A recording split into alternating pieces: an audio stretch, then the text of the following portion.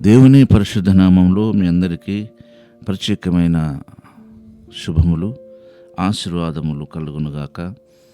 ఈరోజు దేవుని మాట, ఈరోజు దేవుని వాక్యము సమూయేలు మొదటి గ్రంథము 17వ అధ్యాయము 40వ వాక్య భాగం.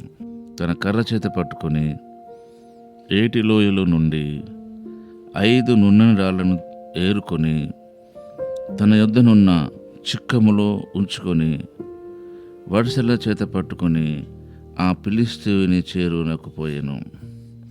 5 నున్నని రాళ్లను తన చిక్కములో ఉంచుకొని.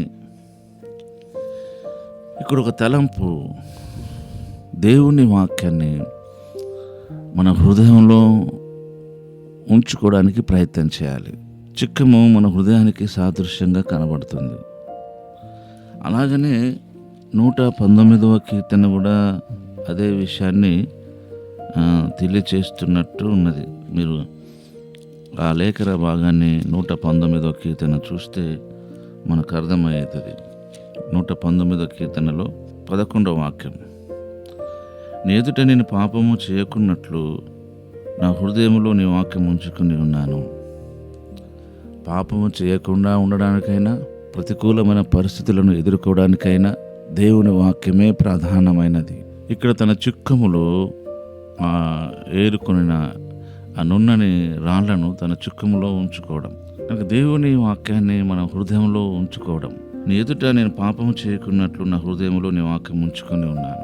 పాపము చేయకుండా ఉండడానికి వాక్యమును హృదయంలో పెట్టుకున్నాను అంటున్నాడు.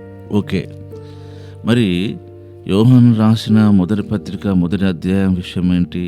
యోహాను గారు రాసిన పత్రిక, ఫస్ట్ పత్రికలో ఒక వాక్యం రాయబడ్డది. ఆ వాక్య సారాంశం ఏంటి చూద్దాం ఒకసారి. ఆ వాక్య భాగం 1వ అధ్యాయంలో, యోహాను గారు రాసిన మొదటి పత్రికలో 1వ అధ్యాయము 10వ వాక్యము, మనము పాపము చేయలేదని చెప్పుకున్నట్లయితే ఆయనను అబద్ధికునిగా చేయవారు మగుదుము, మరియు ఆయన వాక్యం మనలో ఉండదు.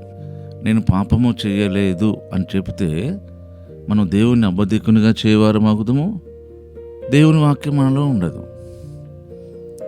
మనలో అంటే అర్థం మన హృదయంలో అని అర్థం, అంతే కదా. మరి ఇక్కడ దావీదు గారు నేను పాపము చేయకుండా నీ ఎదుట దేవునితో సంబంధించి సంబోధిస్తున్నాడు.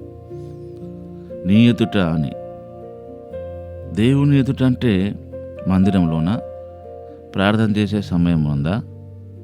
దాని అర్థము దేవుని ఎదుట అంటే టోటల్ లైఫ్ లాంగ్ అంతా కూడా దేవుని ఎదుటనే మనం ఉన్నామని అర్థం.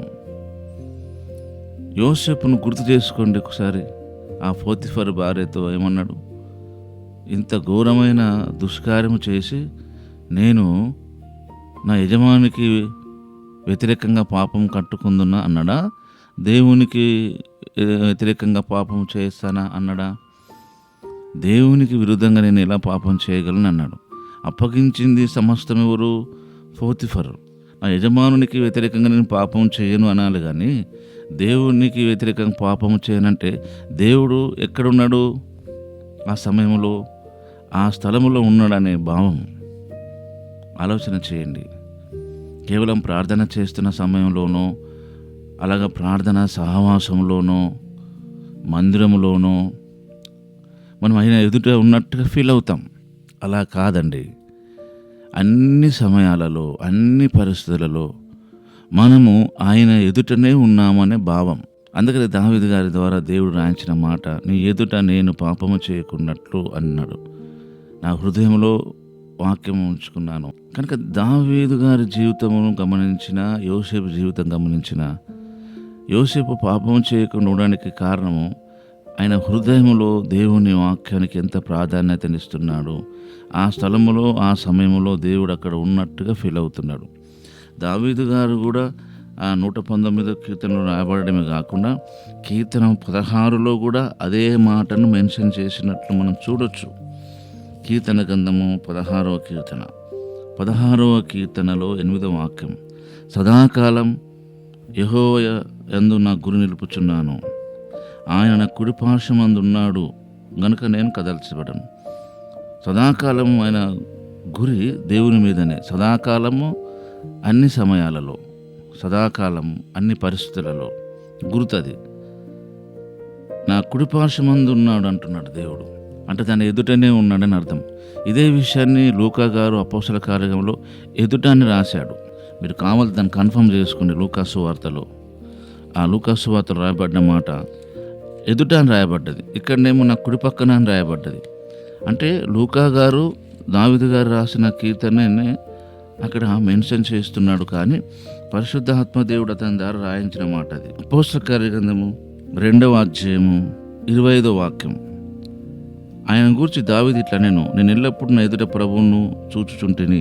అక్కడ నా కుడిపార్శ్వన ఉన్నాడు, ఇక్కడ లూకా గారు అపోస్తల కార్యం రాస్తూ నా ఎదుట ఉన్నాడని చెప్పిండు. కనుక టోటల్గా మన ఎదుట దేవుడు ఉన్నాడనే భావం కలిగి ఉండడానికి దేవుని వాక్యమే బలమైన ఆధారం. కనుక చిక్కము అనే మన హృదయంలో దేవుని ఎదుట ఏ పాపము చేసినప్పటికీ ఆ పాపాన్ని మనం ఒప్పుకోగలిగిన ధైర్యము, వినయం కలిగి ఉంటే వాక్యం మన హృదయంలో ఎన్నటికీ బయటికి వెళ్ళిపోకుండా అలాగే స్థిరంగా ఉండడానికి అవకాశాలు ఉంటాయి. అలాంటి కృపా ప్రభు మనకు అనుగ్రహించి మనం దీవించునుగాక. పరిశుద్ధుడైన తండ్రి, ప్రేమగల దేవ, చిక్కము అనే మా హృదయంలో నీ వాక్యానికి మేము చోటిచ్చిన వారమై, నీ వాక్యానుసారంగా నడుచుకునే వారమై, ప్రతికూలమైన పరిస్థితుల్లో కూడా మేము నీ ఎదుట ఉన్నామనే భావం కలిగి ధైర్యంగా ముందుకు వెళ్ళగలుగుటకు సహాయపడమని యేసు నామములోనే ప్రార్థిస్తున్నాం తండ్రి. ఆమేన్.